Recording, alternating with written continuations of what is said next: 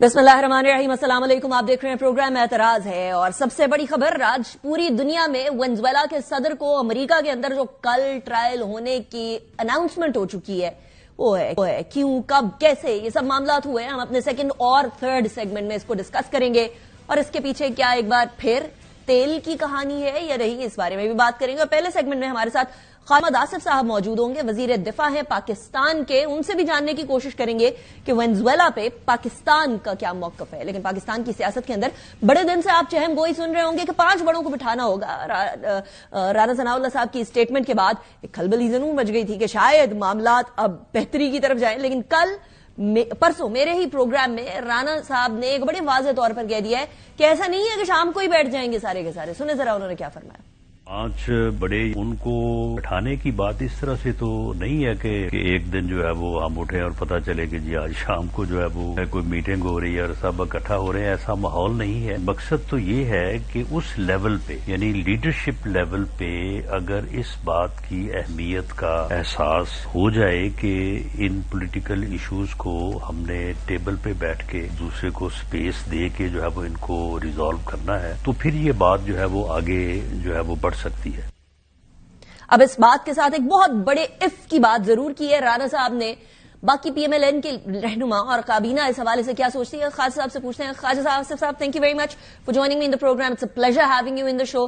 ख्वाजा साहब, आप ऑब्वियसली वजीर दिफा है, लेकिन पॉलिटिक्स के अंदर बड़ा आप कलीदी किरदार अदा करते रहे हैं पीएमएलएन का। तो क्या इस तरह की कोई बात हो रही है पीएमएलएन के केटर्स में? क्या 5 बड़ों का बैठना मुमकिन हो सकेगा? इमरान खान साहब को मनाया जा सकेगा? बहुत सारे सवाल है इस बारे में। खान साहब देखिए, मैं नहीं समझता कि इसमें जो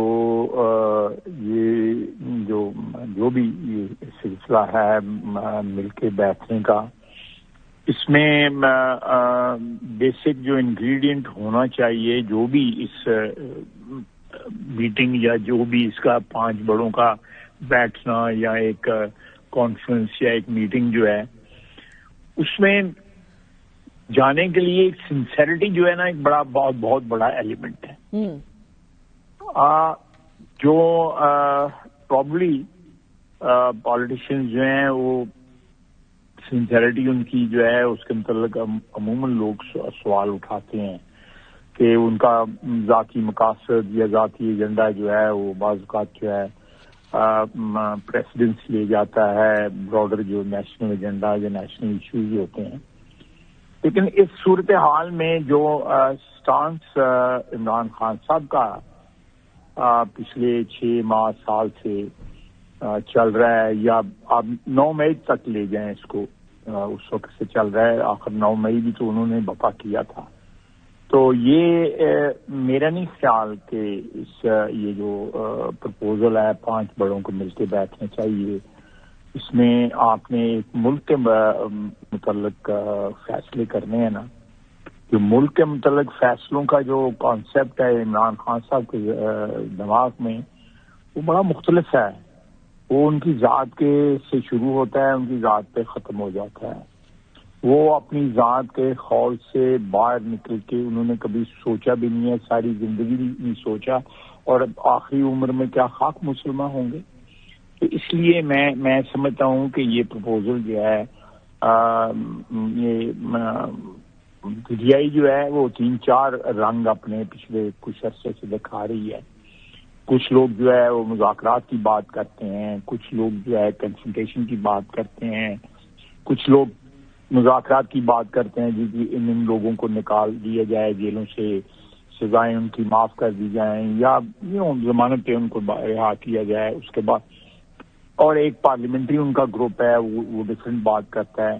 तो ये 5-6 कलर्स जो है इस वक्त जो है एक रंगों का इम्तजाज जो है आपको नजर आ रहा है पीटीआई, और आप उसके लीडरों को 4 या 5 बड़ों को बीच में डालने की कोशिश उनके साथ डालने की कोशिश कर रहे हैं।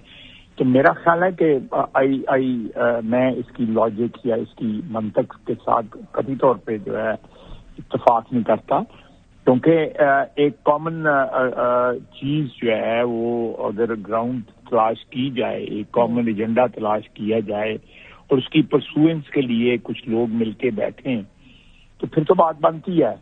لیکن عمران خان کا جو ہے اپنی ذات کے علاوہ کوئی ایجنڈا ہونا سوال ہی نہیں پیدا ہوتا ہے. اچھا خالد صاحب، انہوں نے اگر آپ کو یہ 15 20 سال 25 سال کی عمران خان کی سیاست میں یہ بات سمجھ نہیں آ سکی تو پھر تو آپ کو کسی اسکول میں نرسری سے پھر سٹارٹ کرنا پڑے گا سمجھنے کے لیے. یہ آپ کس کو کہہ رہے ہیں خواجہ صاحب؟ کس کو نرسری میں جانا پڑے گا؟ سب کو کہہ رہا ہوں، سب کو کہہ رہا ہوں.